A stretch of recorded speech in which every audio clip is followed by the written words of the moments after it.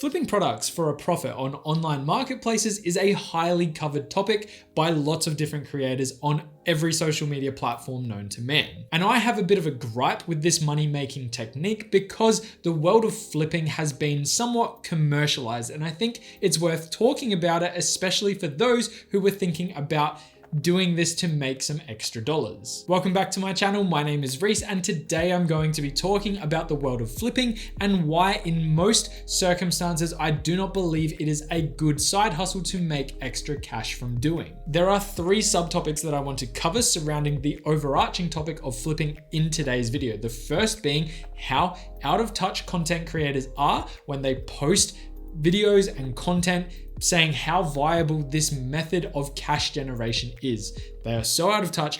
That's number one. Number two is to cover why I do not believe this is a good side hustle unless you really know what you're doing. And number three is to cover what actually makes someone an effective flipper who can pull this off and make money from doing this regularly. So let's start by talking about how out of touch people who post content telling you this is a viable source of income are. The amount of content being published by creators talking about this topic is insane. Most thumbnails and titles are pretty eye-catching, throwing numbers up that makes flipping look more profitable than some full-time jobs. Gary Vaynerchuk, or Gary V, is my favorite example to use in this situation. He is a very wealthy man who spits a lot of shit, but also has some very interesting things to say. Anyway, I would remember his series called Trash Talk, where he would drive around to random and various garage sales looking to pick up items on the cheap to flip. He would go out and buy items for dirt cheap and then blurt out some random number that he then thought the items would sell for. It used to be hilarious watching him tack on $50 to $100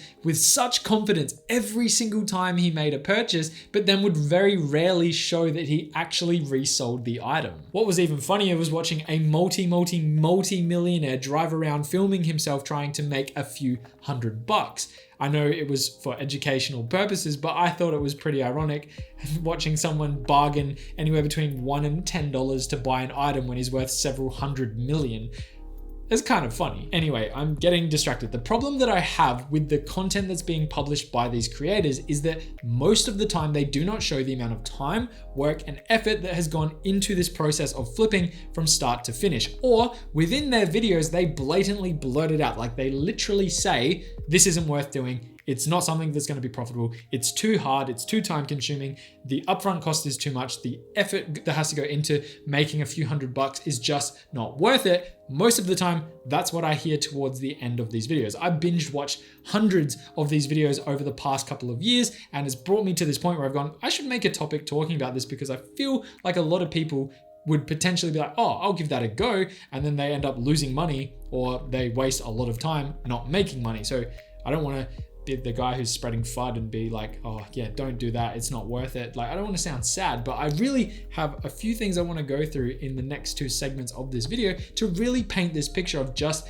how not easy it necessarily is these days. So to kind of sugarcoat the ending of part one here, I do believe that there are people who make money flipping items, but I do not believe any of these content creators are doing this other than to make content for their channel, to grow their channel, to get clicks and views. I do not believe any of them are doing it to make side cash, nor do I believe any of them are doing it consistently outside of that filming period that they were planning to make a video on the topic. If anything, for some of these bigger platforms, they're probably making more money from the ad revenue on their YouTube channel than they are from the actual process of flipping in general. Okay, so with that out of the way, let's move into part two, where I'm going to explain why I do not believe this is a good side hustle unless you really know what you're doing. Finding a banger deal through garage sailing or online marketplaces is not something that occurs as often these days. Like I mentioned at the start of the video, flipping, the industry of flipping has been somewhat commercialized. What I meant by this is that there are literally people whose sole job it is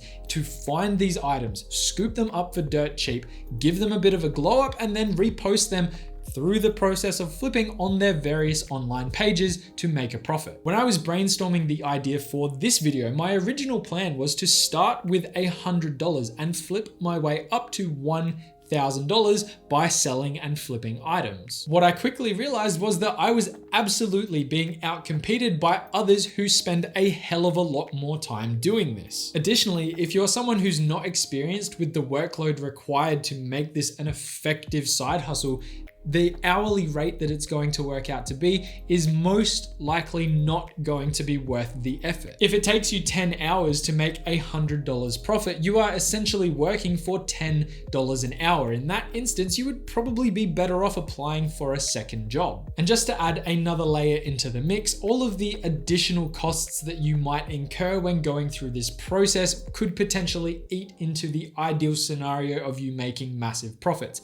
One example would be petrol spending if you're racing around the city, trying to pick up and drop things off, which I'll touch a bit more about when I get to the next step of this process. It's something to consider. It's something that definitely I think a lot of people don't consider. If you have to hire a trailer to pick something up because it's too big to fit in whatever vehicle you've got, and they're not willing to drop it off, that's going to eat into your profits. If you're driving your car a lot and you have to spend a lot on petrol, it's going to eat into your profits. If you have to pay for postage, because you have to ship things out depending on wherever it's going, again, it's going to eat into your profits. It's something that needs to be taken into consideration.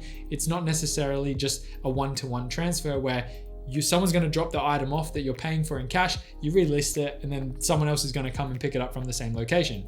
I'm not saying that doesn't happen. I'm just saying to be aware that in every scenario, it's not going to play out that way. So taking what I've just covered into account, let's talk about what it takes to be an effective flipper and talk about any considerations that should be taken into account when thinking about doing this. Let's use me as the example. I made over $10,000 selling Pokemon cards in the last financial year. This process involved me buying cards to replace ones in my sets which were not in pristine condition, and then I went on to sell the cards that were being replaced for a profit. i.e., I was literally flipping them. I replaced and sold 245 cards in total, and like I said, made approximately $10,000 from this process. Which leads me into my first point about what makes an effective flipper. Edge. I know a lot about very little. Pokemon is one of those things. I was a 90s baby and Pokemon was part of my daily life in every way, shape, and form. I had a Pokemon backpack, Pokemon clothing. I watched the TV show every single morning on Cheese TV, and I absolutely fell in love with collecting the trading cards. I would say that I have an edge when it comes to the knowledge of what these cards are worth, and I know exactly how to market them to people who are willing to pay for them. Having extensive knowledge on what the item is worth allows you to capitalize on buying opportunities and make sure that you don't get ripped off when you're looking to sell the item or buy one from someone else. It just puts you in that prime position to negotiate based on what the value is, and depending on how the negotiations go, you potentially could be walking away with bargains, knowing in your head you're going to have no trouble reselling this item, where in my instance with some of those cards, I definitely was in that position. I'll back this point up as well by saying that I know several people who have similar side hustles who make very good money on the side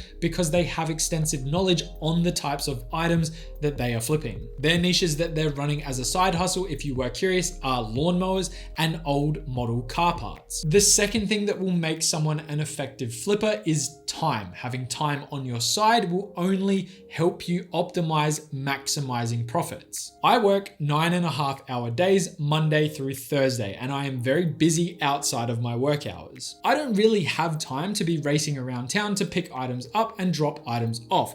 Just understand that the time sink can be large depending on what the item or the type of item is that you're planning to flip. For perspective, Pokemon card flipping was definitely at the lower end of the time sink spectrum, where I might have spent 30 minutes photographing the cards, 30 minutes posting the ads, and then if I had to post things, again, it really wasn't a big time sink to put the card in an envelope and send it off to some various location. Whereas my friend who flips lawnmowers, the time sink involved there is probably a little bit heavier, where he has to get the lawnmowers back to his house, he cleans them up, gives them a service, posts some photos online, goes through a bit of negotiation because they're not as hot of an item and they're not as regularly selling as something like collectible Pokemon cards that people all around the world are looking for. and then he has to sink some time into delivering depending on where the buyer is located. It is something to take into consideration, and for various product types, it's not going to be worth the effort. Another consideration is the upfront costs that you might be faced with. Buying something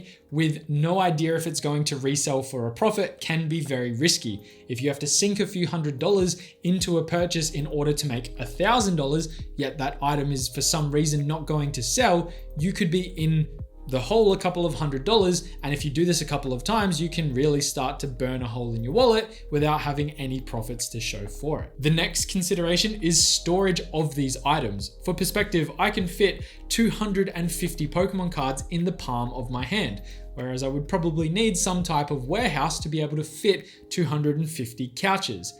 Bad example, but I definitely think you get the point. And last on my list, the most important thing that makes someone an effective flipper is their ability to negotiate. It will absolutely play a big part in this process. If you are someone who struggles with confrontation, it's something that can definitely work against you when you're trying to scoop an item up for a discounted price, and it can also eat into your profits when someone decides to try and negotiate with you to make a purchase. The takeaway from today's video, if you were someone who was thinking about picking this up as a side hustle to make some extra cash, is to really take into consideration the risks and the amount of effort that's going to be required in order to make this a viable side hustle. Let's call it a side hustle, a viable side hustle. If your prospects are good because you actually have the skills and knowledge that I've just ran throughout this video, then all the best to you on your journey. I just hope that I have provided some clarity on the topic, because in most circumstances, I do not believe it is as easy to make money from this type of side hustle as most content creators make it out to be. And that's pretty much all I have for you today. I hope you enjoyed today's video. I hope it was insightful. I hope I made you think about the topic. If I did, make sure to hit that like and subscribe button down below. Make sure to turn on bell notifications so you don't miss any of the videos I release, and I will leave you there. Have a good day, have a good week, and as always, I will see you in the next one. Bye for now.